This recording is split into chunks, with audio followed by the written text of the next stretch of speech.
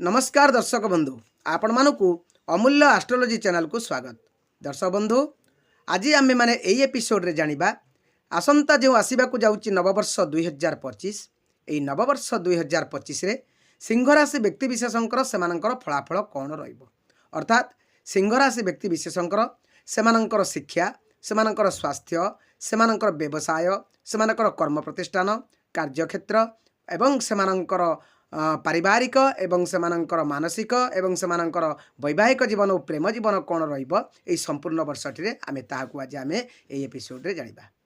दर्शक बंधु एडी आपण मानकु गोटे छोटे अनुरोध आपण मन जदि मोर चैनल को नुआ करिके आसीथिबे तेबे मोर चैनल को सब्सक्राइब करिवे लाइक करिवे पाखर थिबा बेल आइकन को क्लिक कर देबे जा फल आपण मानक पाखकु मोर एई परि वीडियो सहजरे पहुंची पारिबो। दर्शक बंधु चलते बे जानिबा जे नववर्ष 2025 अर्थात जनवरी मास 1 तारिख 2025 रु डिसेम्बर 31 तारिख 2025 संपूर्ण वर्षटी रे सिंह राशि व्यक्ति विशेषकर सेमानंकर फलाफल कौन रहिबो। दर्शक बंधु एइडी आपण मानकु गोटे छोटिया कथा कहि रखे जे जेउ मानंकर सिंह राशि जन्म जातक रे एवं जेउ मानंकर जन्म राशि रे बा जन्म अनुसार सिंह राशि एवं जो मानकर जातक नाही जन्म जातक नाही जो मानकर नाम राशि सिंह राशि एवं जो मानकर सिंह लग्न अच्छी से जातक से भिडियोटी की निश्चित देखिए एवं यही जो आज सिंह राशि व्यक्ति विशेषकर राशिफल में जदि किसी खराब प्रभाव थाए कौन ग्रह मानकर से आपण मानक कौन प्रतिकार करिया पड़िबो ताहाकु मध्य भिडियो शेष में कहीदेवी। दर्शक बंधु प्रथमे चलतु जानिबा जे सिंह राशि व्यक्ति विशेषकर यही नववर्ष 2025 रे फलाफल जानिबा पूर्व आगे प्रथम जानिदेवा जे सिंह राशि व्यक्ति विशेषकर ये संपूर्ण वर्षटी से जो वार्षिक फलाफल बा वार्षिक जो फलाफल रहिबो से फलाफल रे जो मुख्य चारोटी ग्रहंकर रहे भूमिका रहे से चारोटी ग्रह मुख्य भूमिकार से चलनी बा वर्ष सारा से सिंह राशि व्यक्ति विशेषकर चलनी उपरे बा से चलन उपरे कौन रोची ताहाकु आगे प्रथम आबे देखिदबा। दर्शक बंधु प्रथम आम देखा देवगुरु बृहस्पति। दर्शक बंधु देवगुरु बृहस्पति वर्तमान वृष राशि अवस्थापन करुचंती आपणकर जेहेतु जनवरी मास नववर्ष आरंभ तेणु वृष राशि तुलना वर्तमान 2-3 मास आपण राशि रे दशम स्थान रे अवस्थापन आउरी करिवे एवं आपणकर मे मास 15 तारिख रे वृष राशि आपणकर मिथुन राशि को प्रवेश करेंगे अर्थात आपणकर एकादश स्थान रे प्रवेश करेंगे जहाँ 13 मास 13 दिन पर प्रवेश करेंगे। दर्शक बंधु यह आपण एक सुंदर एवं बहुत आपण को आनंद उल्लास देला भाया घटनाटे कारण बृहस्पति जितेबाला एकादश स्थान में अवस्थापन करती से राशि को निश्चित भाव में धन एवं सम्मान मान विभिन्न प्रकार दिगरे से उन्नति करते तेबे आम से विषय में परवर्ती स्टेप्रे आम पुंखानुपुंख आलोचना करवा। दर्शक बंधु एवं चलतु आमर द्वितीय ग्रह जी होती शनिदेव। शनिदेव आपणकर वर्तमान कुंभ राशि रे गोचर करुँच शनिदेव जेहेतु कुंभ राशि रे गोचर कर सप्तम भाव में रही शनिदेव मार्च 29 2025 रु आपणकर मीन राशि रे गोचर करेंगे अर्थात आपणकर अष्टम स्थान को गोचर करेंगे केते दिन पाई ना 2.5 वर्ष पाई आपणकर गोचर करेंगे। एटी आपन को गोटे छोटिया कथा कही रखे शनिदेव जिते अष्टम स्थान को गोचर करती जेकोसी राशि रे निश्चित भाव में किसी खराब फल बा प्रभाव पकाई था तेबे आपन को आउ गोटे कथा जानी खुशी हे जे आपणकर 2.5 वर्ष भितर 13 मास 13 दिन जेहेतु बृहस्पति आपणकर एकादश भाव में रे तेणु आपणकर शनिकर प्रभाव मध्य रहिले सुधा आपणकर बृहस्पति एकादश जोगु आपण शुभफल निश्चित पाइबे। तेबे शनिकर अष्टम शनि सब बेले खराब होता है अष्टम शनि प्रभाव तो निश्चित रहिबो। तापर आमे देखिबा जे केतु केतु वर्तमान आपणकर कन्या राशि रे गोचर करुचंती तेबे केतु आपणकर द्वितीय भाग रे गोचर करुचंती केतु आपणकर मे 18 तारिख रे 18 मास पाई मे 18 2025 रे 18 मास पाई आपणकर सिंह राशि रे प्रवेश करिवे अर्थात आपणकर निज राशि रे केतु गोचर करिवे एवं शेष ग्रह होचंती राहु ग्रह। राहु ग्रह वर्तमान आपणकर मीन राशि रे प्रवेश करिसंती मीन राशि रे राहु जेहेतु अछंती ये आपणकर एकादश स्थान रे अछंती जा फरे आपण विगत 18 मास रे किछि मध्य भल फल मध्य पाइछंती।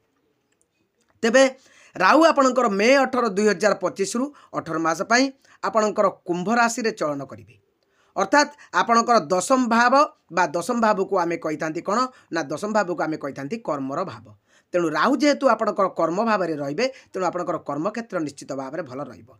राहु जदि आपणकर जन्म जातक स्ट्रंग थांती राहु जदि आपण जन्म जातक जदि शुभ दृष्टि देखुतांती ताले आपण कर्म भाव बहुत बढ़िया रहिबो तेबे दर्शक बंधु आम जाणीगले जे आमर जो मुख्य वार्षिक राशिफल जो 4टी ग्रह को लेकिन आम जो आलोचना करूँ से 4टी ग्रहंकर गोचर आपण राशि के अनुसार रोचे तेबे चलते तेबे जानिबा जे आपणकर फलाफल कौन रहिबो। दर्शक बंधु प्रथमे देखिबा आपणकर शिक्षा क्षेत्र। दर्शक बंधु जो मैंने शिक्षा क्षेत्र में अच्छा जो मैंने शिक्षा क्षेत्र को आपणाई नहीं से निश्चित भल भाव में से शिक्षा क्षेत्र को निश्चित आगू बढ़े एवं जो स्टूडेंट माने शिक्षा क्षेत्र में अच्छा से यही समयटा बहुत भल रेतु बृहस्पति एकादश रही राहु भल रही तेणु आपणकर निश्चित भाव में आगू समय भल रहिबो। एवं आपण जदि कौन परीक्षा देवाक चाहते कौन एंट्रांस देवाक चाहते ताहा आप जदि कष्ट करेंगे आप जदि चेष्टा करेंगे आपंकर निश्चित प्रतिफल तार पाइबे कारण आपंकर ग्रह शुभरे रही शिक्षा निश्चित भाव में आपंकर भल रहा जदि शिक्षा विभाग में कर्म करते कार्य करते आपंकर प्रमोशन होवार संभावना रहिबो। तेबे चलते एबे जानिबा स्वास्थ्य भाव में। दर्शक बंधु आपंकर बृहस्पति एकादश थिले आपंकर स्वास्थ्य टिके चिंतित रहिबे कारण जेहेतु शनि आपंकर अष्टम भाव में रोचे अष्टम शनि सब त्रिक घर अष्टम शनि खराब होता है तेणु शनि जेहेतु अष्टम भाव में रोचे तेणु आपड़ से सदा सर्वदा सतर्क रहिबे। आपणकर जो जगह काम कर कथबार्ता आप जो उच्च पदस्थ कर्मचारी हो आपंकर साथी सहित हो कथबार्ता कला बेले शालीनता अवलंबन करेंगे क्या सहित झगड़ाझाटी करेंगे ना क्यों जब झगड़ाझाटी हो से जगार आप दूरे जाए कौन कौन जगह हठात मुंड पुरे कौन कली की आप डाकी आने ना यह आप भयंकर हो या सहित आपंकर कर्मक्षेत्र को आप जगी रखी चलिए ना कर्मक्षेत्र में आप कर्म चली जाबार भय रहा सहित आपंकर कौन रहा आपंकर स्वास्थ्य को मुख्यतः जगिबे स्वास्थ्य कारण अष्टम शनिटा स्वास्थ्य पर विशेष प्रभाव पकाई थाए आपंकर मत आपंकर पत्नीकर उभयंकर स्वास्थ्य को आप भल भाव में जगिबे। जदि कौन लंगजिविटी रोग में आप पीड़ित था बारंबार आप औषध खाइबे और आप चिकित्सक सहित परामर्श करेंगे कौन से अवहेला करेंगे ना या सहित आप गाड़ी घोड़ा गला बेले टे हुशियार होकर जी तेणु गाड़ी घोड़ा गला बेले सदा सर्वदा सतर्क रहिबे आपको सतर्क रहा ही पड़ो अष्टम शनि बेले। यापर आम देखा कौन ना आपणकर स्वास्थ्य गलापर आपणकर देखा आपणकर आर्थिक स्थिति किपरि रहिबो। दर्शक बंधु शनि आपणकर अष्टम शनि रहिले जेहेतु 13 मास 13 दिन बृहस्पति आपणकर एकादश रोचंती तेणु आप आर्थिक स्थिति निश्चित मजबूत हे आप आर्थिक स्थिति जदि आप कौन बालांस रखा चाहते तेज आप इनकम ठारू आपणकर खर्चटा परिमाण कम रहा आपणकर आर्थिक स्थिति मजबूत हे। तापर देखिए आपंकर व्यवसाय प्रतिष्ठान किपरि रहिबो। दर्शक बंधु बृहस्पति एकादश जो भल रुहति एकादश थांती आपंकर व्यवसाय निश्चित भल रहिबो आप व्यवसाय चिंता करते ना व्यवसाय निश्चित भल करेंगे। तेबे आपन जेतेबेले जेहेतु शनि आपंकर अष्टम रोचंती आपन जोंटी इन्वेस्टमेंट करचंती बा आपन जाको पैसा पत्र दौचंती भाभी चिंती भल भाव में आपन परीखी पैसा इन्वेस्ट करंतु बा देखंतु। तापर आमे देखिबा कोन ना आपन देखिबा पारिवारिक समस्या। दर्शक बंधु पारिवारिक समस्या प्राय तो आपनकर रहिबो नाही कारण आपंकर जेहेतु बृहस्पति भल रोचंती राहु भल रोचंती तेणु आपंकर पारिवारिक समस्या एतेटा रहिबो नाही तेणु पारिवारिक समस्या आप न रहिले आप घर समस्त सहित भल व्यवहार करूँ समस्त को भल पातु समस्त भल पाइबा दिंतु देखिए आप पारिवारिक समस्या आदौ किसी रही ना। एबे जीवा आम वैवाहिक जीवन को। दर्शक बंधु जेहेतु अष्टम शनि रोचे वैवाहिक जीवन में किछिटा मात्रा आपड़ किंतु रही पारे आपणकर वैवाहिक जीवन दाम्पत्य जीवन में किसी टे कलह हो पारे तेणु आप एप्रति सतर्क रे सब बेले आप कथबार्ता कला बेले शालीनता अवलंबन करेंगे और आपंकर स्पाउज बा आपंकर स्त्री सहित आप व्यवहार भल रखिए और यह कले आपंकर पारिवारिक आपंकर दाम्पत्य जीवन भल खुशी रहिबो। तापर दर्शक बंधु आम देखा आपंकर कर्मक्षेत्र कौन रहिबो। दर्शक बंधु आपंकर कर्मक्षेत्र मत बहुत बढ़िया रहिबो तेबे आपंकर कर्मक्षेत्र में आप जगी रखी चलिए समस्त सहित माने सम्मान करेंगे समस्त को सम्मान देवे समस्त सहित आप व्यवहार भल रखिए आप गुरु गुरुजन मान सम्मान देवे और वयस्क लोक मान सम्मान देवे छोट पिला स्नेह देवे देखिए आपंकर कर्मक्षेत्र भल रहिबो। एवं आपणकर देखिए आपण को यही समय पीरियड भितर आप कौटी वैदेशिक यात्रा करें बाहर को जापारती जहाँ आप एक सुखबर हम आपण को आध्यात्मिक क्षेत्र में जापारती स्पाउज सहित पिला सहित परिवार सहित एगुड़िक आपंकर ए वर्ष भल रहिबो।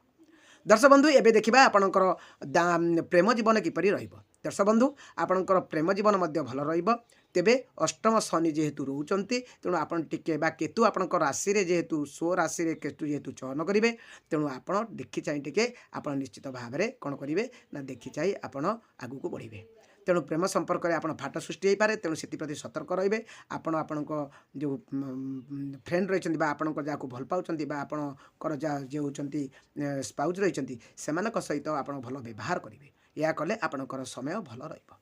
दर्शक बंधु मोटामोटी कहवाक गले सिंह राशि व्यक्ति विशेषकर यही 2025 60 ରୁ 70% ଭଲ ରହିବ, 30% ଟିକେ ଖରାପ ରହିବ ଯେହେତୁ ଅଷ୍ଟମ ଶନି ଆପଣଙ୍କର ରହୁଛନ୍ତି। ତେଣୁ ଆପଣ ସେଥିପ୍ରତି ଟିକେ ସତର୍କ ରହିବେ, ବିଶେଷ କରିକି ସ୍ୱାସ୍ଥ୍ୟ କ୍ଷେତ୍ରରେ ସତର୍କ ରହିବେ, ସମସ୍ତ ସହିତ ମନ ମିଳେଇ ଚଳିବେ। ଏହା କଲେ ଆପଣଙ୍କର ସମୟ ଭଲ ରହିବ। ଦର୍ଶକ ବନ୍ଧୁ, ମୁଁ ଭିଡ଼ିଓ ଆରମ୍ଭରୁ କହିଥିଲି ଯେ ଆପଣଙ୍କ ପାଇଁ କ'ଣ ଆଉ ପ୍ରତିକାର କରିବା। ଦର୍ଶକ ବନ୍ଧୁ, ଯେହେତୁ ଶନି ଆପଣ ଖରାପରେ ରହୁଛନ୍ତି, କେତୁ ଆପଣଙ୍କର ଖରାପରେ ରହୁଛନ୍ତି, ତେଣୁ ଆପଣଙ୍କୁ ଗୋଟିଏ କଥା କହିବି ଯେ ଆପଣ ସବୁବେଳେ ଆପଣଙ୍କର ଯେଉଁ ରହୁଛନ୍ତି, ଆପଣଙ୍କର ଇଷ୍ଟ ରହୁଛନ୍ତି ବା ଆପଣଙ୍କର ଗ୍ରହର ଆପଣଙ୍କ ରାଶିର ଅଧିପତି ହେଉଛନ୍ତି କ'ଣ ନା ସୂର୍ଯ୍ୟଦେବ। ତେଣୁ ଆପଣ ପ୍ରତ୍ୟେକ ଦିନ ସ୍ନାନ ପରେ ଆପଣ ସୂର୍ଯ୍ୟଙ୍କୁ ଜଳ ଦିଅନ୍ତୁ ଏବଂ ସେ ଜଳ ଦେଲାବେଳେ ଆପଣଙ୍କ ଜଳରେ ଟିକେ ହଳଦୀ ଗୁଣ୍ଡ ପକାଇ ଆପଣ ଜଳ ଦିଅନ୍ତୁ ଏବଂ ଆଦିତ୍ୟ ସ୍ତୋତ୍ର ମନ୍ତ୍ର ପାଠ କରନ୍ତୁ। ଏହା କଲେ ଆପଣଙ୍କ ପାଇଁ ଶୁଭ ରହିବ। ଏହା ସହିତ ଆପଣ ଉସ୍ତସ୍ତ ଗଛ ମୂଳରେ କିନା ଆପଣ ପାଣି ଦିଅନ୍ତୁ, ସୋରିଷ ତେଲର ଦୀପ ଜାଳନ୍ତୁ, କୁଆ କାଉ କୋଇଲିକି ଆପଣ ଖାଇବାକୁ ଦିଅନ୍ତୁ, କଳା କୁକୁରକୁ ଗୁଡ଼ ଲଗା ରୁଟି ମିଶାଇ ଖାଇବାକୁ ଦିଅନ୍ତୁ, ଗୁରୁ ଗୁରୁଜନମାନଙ୍କୁ ସମ୍ମାନ କରନ୍ତୁ, ସମସ୍ତଙ୍କୁ ଭଲ ପାଆନ୍ତୁ, ଦୁଃଖୀ ଦରିଦ୍ରଙ୍କୁ ସାହାଯ୍ୟ କରନ୍ତୁ।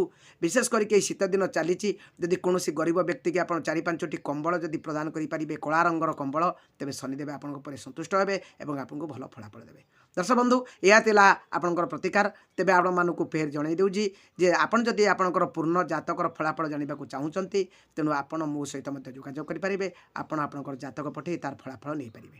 ଏହା ସହିତ ଆପଣଙ୍କର ଯଦି ଘରର ବାସ୍ତୁଦୋଷ କୌଣସି ଥାଏ, ଆପଣ ଅନୁମାନ କରୁଛନ୍ତି ଘରର ବାସ୍ତୁଦୋଷ ପାଇଁ ଆପଣଙ୍କର କିଛି ପ୍ରୋବ୍ଲେମ୍ ହେଉଛି, ଆପଣଙ୍କର ରାଶି ଠିକ୍ ଅଛି, ଆପଣଙ୍କ ରାଶିରେ ଗ୍ରହଚରଣ ଠିକ୍ ଅଛି, ତଥାପି ଆପଣଙ୍କର ପଇସା ଆର୍ଥିକ ସ୍ଥିତି ଖରାପ ରହୁଛି, ଘରେ ଅଶାନ୍ତି ଲାଗି ରହୁଛି, ଘରେ ଆପଣଙ୍କର ପାରିବାରିକ ସମସ୍ୟା ଲାଗି ରହୁଛି, ଘରେ ସ୍ୱାସ୍ଥ୍ୟ ସମସ୍ୟା ଦେଖାଯାଉଛି, ତେଣୁ କେଉଁଠି ନା କେଉଁଠି ଆପଣଙ୍କର ନିଶ୍ଚିତ ଭାବରେ ବାସ୍ତୁଦୋଷ ଆପଣଙ୍କ ଘରେ ଥିବ।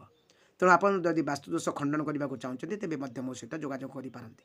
ତେବେ ଦର୍ଶକ ବନ୍ଧୁ, ଏହା ଥିଲା ସିଂହ ରାଶି ବ୍ୟକ୍ତିବିଶେଷଙ୍କର ସମ୍ପୂର୍ଣ୍ଣ ବାର୍ଷିକ ରାଶିଫଳ 2025। ଆପଣଙ୍କୁ କେମିତି ଲାଗିଲା ନିଶ୍ଚୟ ମତାମତରେ ଜଣାଇବେ।